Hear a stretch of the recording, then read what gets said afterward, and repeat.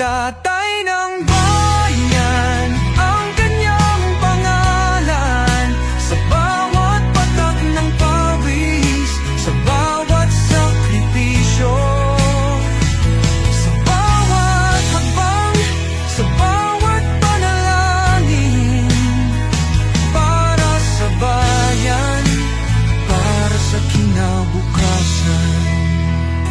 Hindi madali ang kanyang tungkulin, maraming hamon, maraming pagsubok, ngunit nanatili siyang matatag para sa kanyang mga anak, para sa kanyang